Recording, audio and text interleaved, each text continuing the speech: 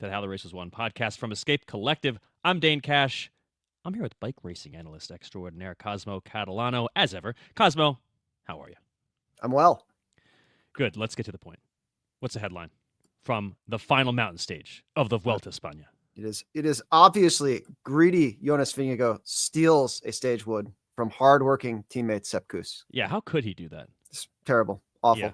It's I personally am offended. I feel like we went into this race expecting GC Kuss and GC Vingegaard or GC Jorgensen to hashtag Stageman Kuss.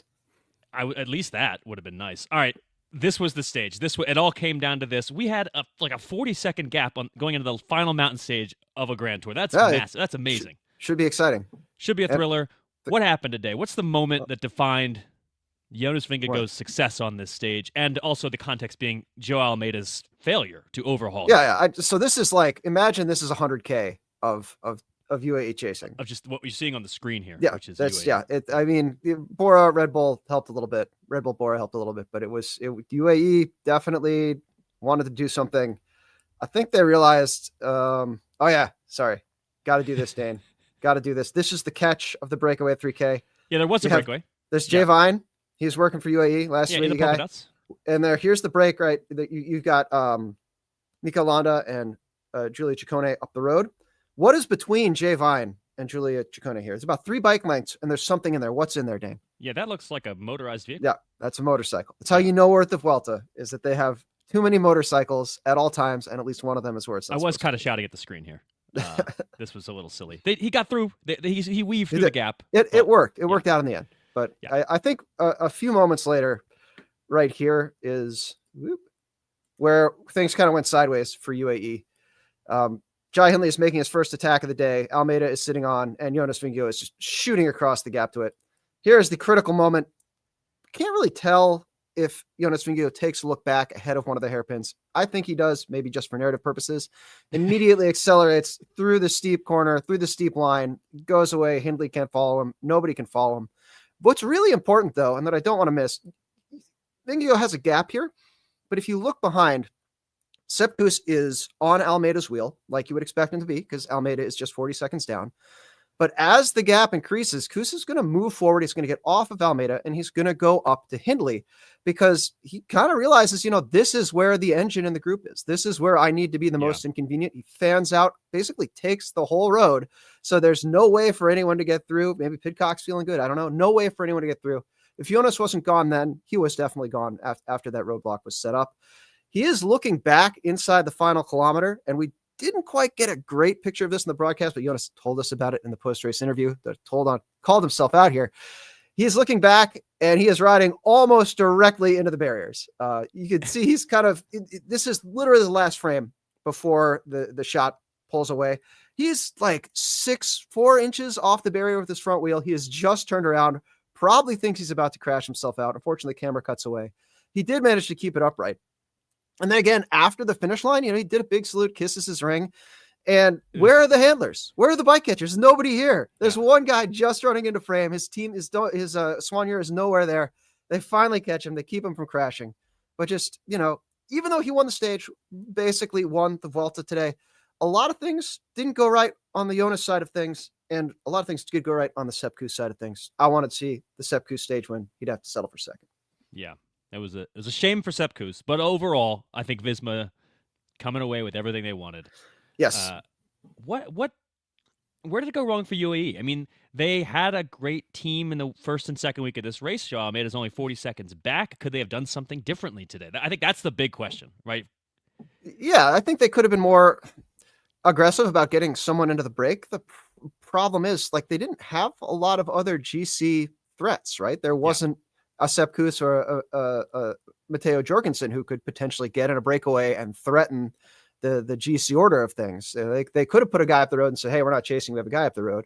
And then Wiesman's like, okay, well, we're not going to chase either. Yeah, they don't have an incentive either. Yeah, there's a lot of, it's interesting because, UAE is a team that has been very successful, but they haven't been successful.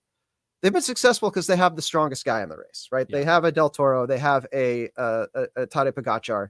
They don't have these situations like we saw with Visma or with EF where they really have to blow everything up, where they have to upend the race. So like, okay, if we do things the normal way, we're probably not going to win. Is there an abnormal way to do things where we have a low chance of victory, but maybe it works out?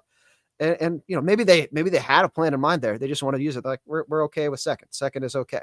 I don't know, but it's historically something they struggled with. So, Escape Collective member talking to us here in StreamYard, which you can do if you become a member. You can hang out with us while we record this.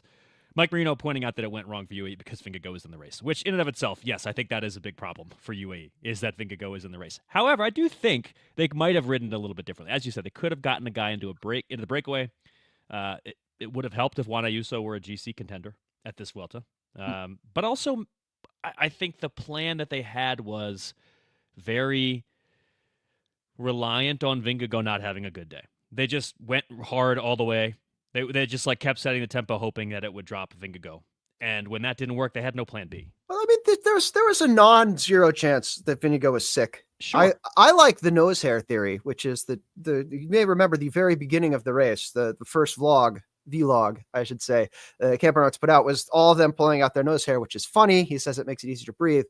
Nose hair serves an important biological purpose in conjunction with mucus. Yeah. It protects your airways. And so if you're going to be doing something extremely strenuous where there's a lot of breathing and you're going to a lot of different places, breathing a lot of different air, buses, hotels, yada, yada, yada, you maybe want your nose hair to catch all the gunk that's coming in there. And so we definitely saw it. Jorgensen didn't look himself. He looked really ragged after the previous mountaintop finish. We got a great Anders from Eurosport made him do an interview and he looked real cranky and tired. And I think a lot of the guys have been sick. Campernaerts was sick. He had to drop out. And, maybe that nose hair played a role. And so, yeah, I think UAE's plan is, okay, if Vingegaard has a bad day, if he's not at 100%, maybe we ride him off the wheel, yep. Which I think that makes sense. My issue with it is that when it became relatively clear that wasn't going to happen. Like he was almost kind of smiling in the final 10 or so K. I mean, Almeida's not the most explosive rider, right? So with 5K to go and they haven't dropped Vingegaard yet, I'm thinking, like, what's your plan at this point? You got to go. Like, I think Almeida had to try to go from afar rather than just continuing to set tempo. I don't think it would have worked. I'm not saying that I think they win the race if they do this. I'm just saying it increases their chances slightly if they'd taken that approach rather than what they did. Yeah, I think there was enough firepower in the break today. It was a big break, and there were some really good, top 10 potential GC contenders in that move. If they had somehow caught Visma off guard and gotten a group across to that bunch, like they could have pedaled really, really hard and made life difficult. But again, it's like super long shot. So, all right, before we get into any broader discussion, we'll just provide the context of where we are now. With one stage to go at the Vuelta. This is the final mountain stage. We decided to do the show today because it's unlikely that there's going to be a big GC change on the final day. Crosswinds. Never know. Madrid. Very windy. The Meseta Central is a pretty windy place. They asked Vingegaard if he had won the Vuelta today, and he would not say yes. He said there's one more day, but usually nothing happens there. Yeah, he's smart enough to know not to poke the bear there. Almeida after this stage 116 down on Vingegaard. Tom Pidcock in third. He's set for the podium at 3:11 down. And then it's other riders who are, more than 3 minutes behind. So that's the context. At the end, it's going to be Vingegaard winning by more than a minute, but not, it's still relatively close. Overall, I think, well, first of all, I'm glad that this stage, I think it would have been kind of a bummer if Almeida had won and close the gap to within 20 seconds. And then everybody would wonder, would he have won with a TT being longer? It cuts both ways, right? I think that the TT being shortened definitely played in Jonas's favor, but also he was off the front with Pidcock at 3K to go coming into Bilbao and the race ended. True. And there could have been, bigger time gaps there. There are so many altered finishes. We don't really know exactly who seems like they came out ahead or behind based on that. I think you just have to it's a bike race. It's out on open roads. You really have to take it as it comes. And sometimes that's bad weather. Sometimes that's landslides. Sometimes that's protests. The race is out there in the open and things will happen. And there's no realistic way to prevent them from happening. So you've got to be adjustable and on your toes. I agree. And I think Visma did a great job of being adjustable. And on that note, so before the race, Vingegaard told the world that he and Visma have figured out this whole bad day thing. Now, he wouldn't tell us exactly what that meant. He just said, "Oh, we've figured this out. All right, we're gonna have this. We're not gonna have this issue anymore." And I think what we saw at this Vuelta may be illuminating in that I think he still kind of had some not great days, two in particular maybe, but what he did was manage them really well. Like he was not the strongest rider on the Anglerud stage. That was very clearly Almeida in the end, and yet Vingegaard lost 0 seconds other than bonus seconds, right? And I think in those moments where he wasn't feeling at his best, he did an amazing job of limiting the impact of those while simultaneously like maximizing the impact of his good days. He really went for it on his good days, including today at the Bola del Mundo, which is an extremely hard climb, category especial, and he made it work. He made it count. So I think, yeah, maybe that's what he means. Not that he's never going to have a bad day again, but if he does, it's just not going to be as bad. Yeah. On the other hand, does any of this mean anything at all, given that Pogacar is not in this race? Like, yes, he limited his losses, but like it's against Joao Almeida. Well, right? it's I think Grand Tours aren't really won so much as they're not lost in a lot of ways. I think we've become maybe less aware of that with a Pogacar hanging around, but it's the ability to have a not great day and lose 13 seconds to Pogacar instead of 3 minutes is important, and maybe that'll come into play sometime down the road. Mike and Cafe Rider here in our chat are. I'm convinced they have access to our super secret run sheet because they're pretty much just teeing me up here. So first off, I'll say, Mike, you are pointing out that UAE, they also went for stage wins in this race. They had an amazing stage hunting campaign in this race. And the question here is, of course, would they have won the GC if they hadn't done that? I think no. I actually think they did the right thing by being a stage hunting squad. They racked up the wins in extremely impressive fashion. Like the stage hunting campaign of this team, even if they had no riders on the GC, would have been the best Grand Tour for every other team probably in the peloton now that they'd ever had. Yeah. And I don't think they would have won the race. Like I think Vingegaard is too good, and I don't necessarily think that UAE having more teammates supporting Almeida would have changed that, especially because I don't trust UAE to use those teammates right. They haven't shown us they can. I don't know. Do you agree or do you disagree with that? No, I mean, I think 7 stage wins is incredible, and I would look at more look at this more like we won 7 stages. Also, we were second on GC. Right. Like, I think anything can happen, right? There's a puddle, a protester runs out and knocks Almeida off his bike. Anything can happen in a split second. The stage win is there for the entire rest of the race once it goes down. Yeah. So I'm not saying never race GC. Teams do it all the time. Pidcock did a great job of having a very, very good GC race, a better GC race than Hindley, who sort of Red Bull Bora definitely had Hindley's GC position ahead of Pellizzari's white jersey in terms of their focus. But I am saying that when you pick GC to focus on, you are taking on a ton of risk. I think UAE was smart to just, we're going to crush this race when we can, and Almeida's going to hang on to the GC group as long as he can, and we'll get a bunch of stage wins, and maybe we get a good GC finish. And they did. Yeah, I think it worked out as well for them as they could have hoped. So, yeah, I agree. All right, the other, in terms of the GC conversation, the other rider on the podium, Tom Pidcock. I mean, I was extremely impressed. I did feel all along that this was a really great opportunity for him because this Vuelta, route-wise, very much suits him. I mean, it's the Vuelta. The Vuelta generally suits him of the 3 Grand Tours. But the thing that most impressed me was that it's not like he had a single day where he just completely collapsed. And I think a lot of people expected that to happen. I think a lot of people figured, okay, Tom Pidcock can win a mountain stage here and there, but 3 weeks of racing at some point, it's just all going to fall apart for him. And it didn't. That's not to say that he didn't lose time here and there, but he was 4th on the Bola del Mundo, which is a really, really hard climb. Yeah, he almost looked at his best when he was under the most pressure. Like the situations where you expect it to be hard to be him. You expect he's sort of an impulsive, punchy, responsive character. And he seemed to really be at his best, even if it wasn't like his best result wise. It was the situations where things were not good for him that he soldiered through that looked the most impressive to me. And that, I think, is really important as a GC rider, specifically a young GC rider. Like that is the kind of thing that you need to do. So Yeah, extremely impressed there. I think we could see more of that from Pidcock. I think the sky's the limit. We don't really know what his ceiling is.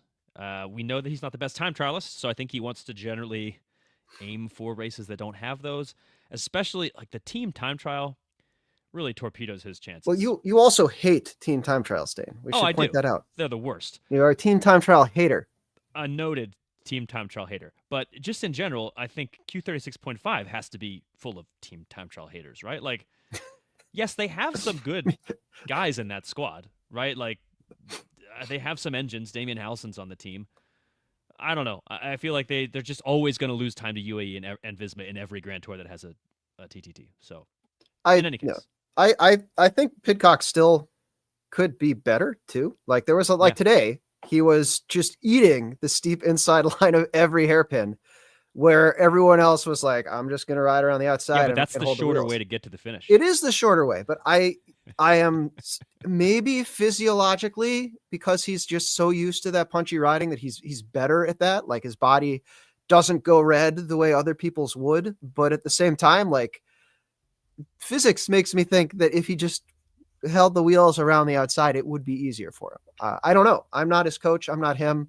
I am not. Elite exercise physiology is not my area of expertise, but it was just, he was very different than everyone else out there today, and still held on and had a good finish. Tom DeFeatsboom, does Pidcock like not have a middle name? I didn't know that fact.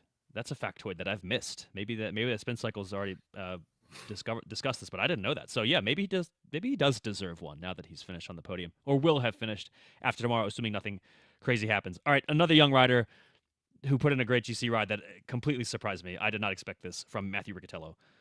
Had some help today. He had some help today. Well, okay. Regardless, right? Like, he's in he's in the young rider jersey. Right? Yeah, great. I mean, yeah, he had a great. There's no two ways about it. He had a great Vuelta. I'm just saying, today, when all the chips are on the table. What is your un-American problem? How are you? I have no. Didn't I just say that Sepp, somewhat tongue in cheek, say that Sepp Kuss should have won the stage? You did say that, okay, but I forgot that. That was too long ago for me to remember. All right, well, tell us what it is that helped out Riccatello today. We have the technology. Oh, we had the visual. This is Pellizzari. He was in the white jersey for most of the Vuelta. He's the top rival to Riccatello, and here he is off the back, just inside 7K to go, and lose 3 minutes on the day, which is actually, considering when he fell off, not a terrible performance to not completely explode. But he was also, like I said earlier, Red Bull Bora definitely, at least, I don't know, they put a press release out about it, but they definitely rode for Hindley's overall GC rather than for Pellizzari in white. And maybe that sort of caught up with him as the 3 weeks wrapped up. Yeah, and in the end, they didn't put Hindley on the podium, and also Pellizzari lost out on they put all their chips on that GC square that I said is always risky. And it didn't work out. It was risky. And the reward was only a podium too. It wasn't even the win, but yeah, it didn't work out for him. Still, only a Grand Tour podium. Yeah. Like over. No, yeah, totally. And I mean, he's, I think he seems like he has a really good mindset for bike racing. Like, he rarely seems broken. Like, even when he loses time, even when he's dropped, he kind of takes things in stride. He was goofing off with the squirt gun on the trainers yesterday. Like, very clearly, he performs really well, but at the same time, doesn't feel like he's a head case about it. Doesn't feel like he's overly hung up. His personal self-satisfaction doesn't hinge on the result of whatever stage is coming up next. Last thing on Riccatello, I think, similarly to a couple of other riders on the start list, if he can improve his time trial, he will maybe find a way onto a Grand Tour podium. I think that he's not a bad time trialist. It's just that's an important thing to get better at. And again, another team that I think needs to not have a TTT in a race. Yeah, I do want to. I put up a comment here that says, "Will Riccatello's white jersey use the new IPT logo? The presentation one had the old one." This is something that I noticed and I thought was really kind of unfair to the guy. We all, sidestepping the issues, we all know that there's been a lot of protests and unpopularity around his team name. And as part of the mitigation for that, the team took the word Israel off the logo, took the sponsor names off, and just said they were just referring to themselves as IPT. As soon as they get a guy on the podium They have the full sponsor names back on the jersey. Same with the presentation jersey they gave him. So you've got this guy up there who just had a really good day, the day he's been wanting to have all Vuelta, gets on the podium and now has to stand up and not get completely booed, but certainly got some pushback from the crowd. And it seems like that is a crummy way to put your sponsor in front of everybody. It's kind of a crummy thing to do to your rider. I get that it's a complicated situation, but at the same time, you've made that decision to give a little bit of a nod to the protests and the unpopularity here. You got to stick with it. You can't change it when it's like podium time. And I don't know if that was a technical miscommunication. I wonder if it's a logistical thing. Yeah, they didn't have the silk screen machine set up. I don't know what it was. Yeah. They should have tried harder to not put their guy in that situation. Yeah, for sure. All right, in terms of riders who were unheralded, both either coming into this week or coming into the Vuelta, anyone stand out to you? Alternatively, anyone overheralded? I have people in mind, but I'm curious if you do. No, I mean, everybody. I know who you put on here, and I'm just confused about it, but I will let you explain it. No, I thought I didn't think there were any huge collapses. I thought it was really cool to see so many potential, I mentioned earlier, so many potential GC guys up there mixing it up. And that is awesome. More potential GC riders should be going after stages, going to shake up the race. Landa, we mentioned him a dozen times and he didn't get a big result. He didn't have anything great happen, but everybody was, you could hear on the ambient mics the people screaming for him. That was great. I loved that. Yeah. Like people like the guy, and I think they like him because he rides like this. And yeah, I didn't get the result, but you know what? Still a good tour. And he didn't mess things up for Junior LeCerf. Like he helped out LeCerf when he needed to be there, as far as I know anyway. It seemed like it watching the race. So yeah, win-win. Yeah, LeCerf, who is 22, one of the riders who impressed me. I mean, we've already mentioned some of the others. Riccatello was the big one. I really didn't expect this from Riccatello. I think Pellizzari had a great race overall, even if he faded today. Overall, he had a great race, and I think Red Bull's got to be super stoked about that. In the disappointing department, not going into the race, not compared to going into the race. I think Joao Almeida, he didn't disappoint my expectations coming into the race. He appointed them. Coming into this last couple of days, though, I kind of thought we'd see more out of him. I mean, the way that he rode on Angliru, I was expecting more from him, and okay, he finished second. He's going to finish second overall. Maybe I'm being too harsh, but he had a pretty good time trial. Regained some time. It was pretty good. Didn't completely. What did he lose? Like a minute today? Yeah, he didn't win the race. Less than a minute. He lost less than a minute on a climb that is bad for him. Yeah, objectively bad. I am very impressed with him overall in this race. Just as of 5 or 6 days ago, I really thought, as I think it was the title of the last show. I thought we had a race on our hands, and it turned out, really wasn't that close. We still kind of had a race on our hands. We had a great race right up until today. Yeah, the gap was never more than a minute until the finish today. The gap actually went down as the there was tension. The crosswind stages, there was a lot of action there where you're kind of like, oh, whoa, is the race going to get mixed up here? And it was still Jasper Philipsen win in the end, but it was like you were on your toes watching to see what the GC riders did. Well, let's talk about this because that stage. I think maybe the entire reason that Almeida didn't win is his morale took such a hit after Jonas Vingegaard secured 4 seconds at an intermediate sprint. That to me was just icing on the cake of a great race for Visma. I mean, I think the tactics, it's a pretty stark contrast. The way that Visma rode this race and all in on Vingegaard's GC chances, everything for Vingegaard's GC chances, and they, generally speaking, they were pretty tactically sound across the board. And we've talked a lot about how UAE isn't always that way. So I think even if it was just 4 seconds, it was just another example of the way that Visma is really good at this, at playing this game. Okay, maybe I'm being harsh on Joao Almeida, but maybe not. Giulio Ciccone, another rider who, again, going into the race, I didn't expect him to do so well in the first week, and he did. He looked great. I thought he was going to be in GC contention for the whole rest of the time, and he really faded. Should be targeting the Dauphiné. Paris-Nice. 1 week races. New Matteo Jorgensen Challenger. Yeah, I think that could be his thing. I mean, he's got the legs to do really well on a few climbing stages, but then fade, I think, is the problem. That's why he's such a good King of the Mountains contender. Because in the King of the Mountains class, like in that battle, you just go really, really hard on 4 stages, right? And you collect all your points, and then you take I don't want to say you take a day off, but you're not up with the GC guys for the rest of the time. But yeah, in general, I was expecting more out of Ciccone after his really strong first week. Yeah. So either way, I think Lidl Trek is going to be just fine because they're going to sign Juan Ayuso, and then they're going to go win the Tour de France. So it's all good. It's all good. I do want to just talk a little bit about Quebec because it just happened and it was great. But closing the book on the Vuelta, are we content to close the book on this fantastic Vuelta, this greatest Grand Tour? A lot of people shouting out Ben Tulit in the comments, which I agree with. But he was very unheralded. Indeed. He was up in the. He was like the second to last Visma guy, but I think he outlasted Jorgensen up in the GC group. I think Jorgensen deserves a ton of credit because he's still going to finish 10th overall, despite having done really, really hard work all race. But yeah, Ben Tulit, I mean, I was, once again, not really expecting that from him. So not only is he unheralded, I was underestimating him. So now I'll estimate him better in the future. So, provisional congrats to Visma and Vingegaard, assuming nothing crazy happens on the final day, which I don't think it will from a racing standpoint. I think the protests are the biggest concern there. I mean, it is Madrid. It's millions of people, and who knows? But yeah, good on you, Visma.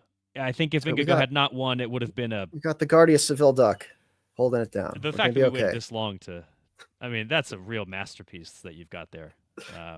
Yeah. I made that. Yeah. I made it myself. You made that. Definitely not ChatGPT. One last note, congrats to Visma and Vingegaard, but also I think if they hadn't won, it would have been an absolute disaster. So I do kind of, I wonder what might have been the fun drama that could have. If only Visma could have had a disaster. What a lovely note to end the Vuelta. I'm not saying crash. I'm just saying if Vingegaard had collapsed, it would have made for a pretty dramatic storyline. Yeah. Anyway. One last stage. Hope you get a chance to watch that. But let's really quickly talk Quebec, where on the one hand, my headline for the story I wrote yesterday was, and okay, this Kaylee Fretz kind of gave me a little suggestion on this one. Alaphilippe uncorks a vintage performance is how I described his Quebec race. And yet, at the same time, I think, so it was like vintage Alaphilippe in that he exploded up a steep climb to win a one-day race. And won. The emphasis on winning. Right. But at the same time, vintage Alaphilippe would very frequently do not the smartest things. He would attack and not win, or he'd celebrate too early. And 2025 Alaphilippe, I think he's learned that he has to race a certain way. Yep. And he did. He raced a certain way. Yep. And I think it made some people unhappy. And I don't care. He won the race. Cry more, noob. Yeah, exactly. Get gooder. No, I think I said in maybe a couple of earlier shows, I really wish Alaphilippe would stop trying to race like 2018 Alaphilippe, because I think he could still win races. And this is proof. He rode almost like Thomas Vogler, kind of sitting on and pulling sowing faces. discord and then unleashing furies. And that was that. He won the race, Yeah. I love the old Alaphilippe as much as anybody, but I want to see this Alaphilippe next season. I want to see him in the Spring Class. I want to see him at Lombardia. I think this is great. Yeah, we could see him soon doing this again. I mean, Tudor, his team, by the way, not exactly a big fish. And the fact that they were able to beat a UAE team that brought firepower to this race was extremely impressive. I mean, we just talk constantly on, Spin Cycle just last week, we talked about how money is everything at UAE, and tactically they're not the best, but they have all this money. They got all these great riders, and in Quebec they had a rider up the road with Alaphilippe. They had Tadej Pogacar himself. They had Brandon McNulty trying to chase. They couldn't catch Julian Alaphilippe of the lowly Tudor squad, which, by the way, not actually it's not a small budget team. They have some cash, but they don't have the big riders the way that UAE does. So I was happy to see a win for the little guy. Let's call him that just for now. That was great. So good on you, Julian Alaphilippe. And if you are listening or watching to the show and it is not yet Sunday afternoon, you should watch the GP Montreal, where I think Pogacar will have a better chance of winning. It's just the course there a little bit more Tadej Pogacar friendly. But yeah, that was a great race in Quebec. Maybe certainly one of the best Quebec races I've seen, because there was a lot of action from 70K out. And so a real hats off to the organizers, because they changed the route up. I also like that the teams really seemed to take it on. It was very much, they understood the assignment. They understood that this could, even with the new course, that there was some potential for things to come out sprint-ish, and people really ripped it up, tore it up, and that's what you want to see. I think they were excited to get to I think they're excited to get to the finish, which this year they changed the finish. It now takes they take them to the finish line, takes them to the Plains of Abraham, which is of course where the British defeated the French in the 7 Years' War and essentially took control of Quebec. And it's a great historical site. You gotta visit it. And I think all those riders probably wanted to soak up the history and just finish as quickly as possible. So I think it's a great change by the organizers. And with that, yeah, I think we can call it. I hope you had a chance to watch the last stage of the Vuelta, everybody. And I hope you get a chance to watch Montreal. We've got mountain bike worlds this weekend too. That's also happening. Yeah. And there are good Americans. So obviously there's that reason to watch. If you haven't had enough patriotism from us this show. Or if you like road cycling, Mathieu van der Poel, odds are less terrible against him than I thought they would be. Depends. Okay. The course is there's some good parts and some bad parts for him. So I would not have picked him to do so well about 3 weeks ago, but he's actually looking okay. So, speaking of riders and world championships, we've got one in the road world as well coming up. What? Really? In Kigali, Rwanda. Oh, yes. Coming up soon. So, yes, the season is nearing an end, but we're not over yet. And, of course, Il Lombardia to come as well. So, some big races to come. Tadej Pogacar is going to be there doing his thing in all of them. So, we'll see how it goes. Hope you get a chance to watch all the racing. And head over to escapecollective.com for all of our coverage of the Vuelta and everything else going on in the world. If you're not a member, also head over to escapecollective.com and sign up to become one so that you can hang out with Cosmo and me and Mike Marino and Cafe Rider and Alan and the Duck and Eric and Tom and Dan and the rest of the crew here that's hanging out with us on StreamYard. Caleb, we appreciate all of you, and we want, if you're listening or if you're watching on YouTube and you're not a member, we want you to come join the club. That's it for us. Yeah. Hope you enjoyed the show. I've been Dane Cash. Who are you? What was this? I'm Cosmo Catalano, and that was the How the Race Was Won podcast.